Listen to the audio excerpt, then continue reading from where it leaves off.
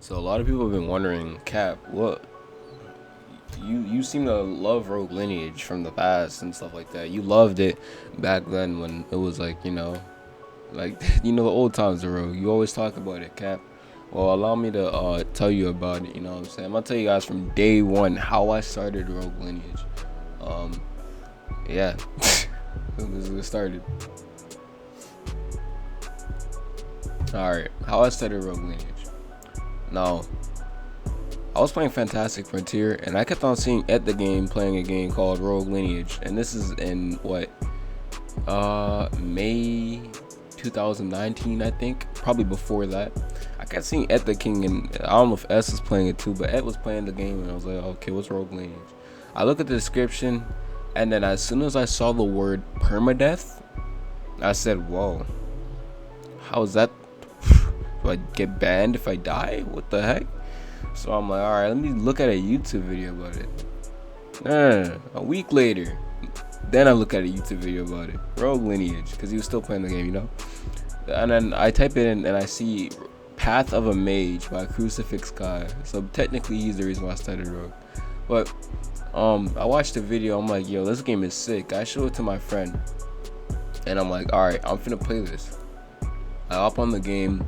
And I spawned in Orsfall. Orsfall was the first map I spawned in. So yes, you can probably see why that's exactly what's danger. I come from Orsfall, bro. Anyways, I spawned in Orsfall, and I kept on getting bullied by some Hazelden E-girl Sigil Knight. Alright. She kept on picking me up, climbing to the very top of Ors and throwing me off. And I kept on like breaking my bones. Therefore I C-logged. I spawned back in the game with trauma. I don't know what the hell is going on. And then after I wipe, I spawn at Orsfall again. And then I go to Alana. I'm like, alright, this map is sick. Anyways, I went to Alana and I kept on dying. My friend, after like, I died, not play the game for like 3 days. I'd come back on for like 15 minutes, die again, keep dying, and then hop right back off. And then one day, I come on the game and I actually stay and I wonder, how do I progress and stuff? I was watching the Infernals tutorials. And then my buddy, which was a Great Sword Akuma Vampire. Oh, that was a meta back then. That was crazy. He taught me how to play. And then he said, what class do you want to go? I said, what do you mean, class? And he said, oh, there's Necro, all that. I said, wow, this all Necromancer sounds cool. So yes, I decided to go mage for 2 months straight. I went mage for 2 months straight. A mage class. I'd wipe.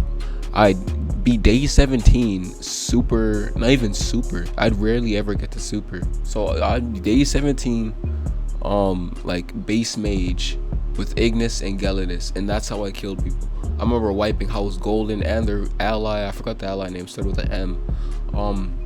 I wiped, like, I remember I used to go in Rogue Lineage Player General and be in there with the squad, Rush, and then me, Rush, fucking, I don't remember the rest of the people. We used to be in there. I used to just spam Ignis and Gelidus and they would die. Not a frostbite or, like, they'd get knocked. And I just keep doing it, corner Ignising and all that. And I remember I fucked up a dark sigil like that. It was amazing. And then after a while, 2 months passed. I actually I came across this one house. I was beating the crap out of him. He was a whole faceless. I was a super necro. Keep in mind, when I was a necro, I did not touch my bound triggers. I never used them in combat. I don't know why. I just stuck to Ignis and Gelidus. Rarely did I don't think I've ever summoned a bound on somebody when I was a super necro or ultra. So, I come across a D Sage and a faceless. The D Sage is bouncing around the map. Faces is trying to, do the old one combo, triple Shadow Fan, without the ethereal, trying to do that stuff. I end up cornering this in the D Sage. And they call their Spider Cloak PF Howler D Sage, Howler summoning D Sage nigga. He's a Finn, by the way. And he saves them. And then I get invited to the house. And then that's when I made the video called This is Rogue Lineage. That was the house.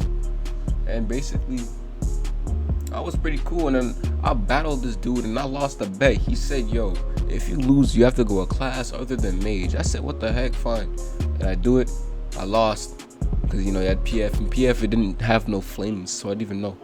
I go into the forest, I get an ice essence, I come back, I'm like, alright, rematch, fight him, lose. I'm like, alright, frick. So I go D-Slayer, kept on getting my ass beat, and then after a while of getting beat up and wiped at Super D-Slayer, or Super, you know, I don't remember the name, Dragon Knight, something like that, I ended up going Spy. Now keep in mind, that Ultra Spy was Ash Exalia. It was my first time going Spy, first time getting Sigil Helmet, first time getting Tomeless, first time getting Shrieker Summoning, first time running Castle, not running Castle, first time getting Artifact on it, bro. Like, that account had all types of stuff. And then the story pretty much begins from there, from my YouTube channel, mainly Ash Exalia.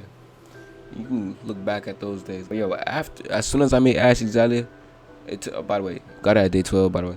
Anyways, after I made that video, after I made Ash Exalia, and it was like day 16, I was like, you know what?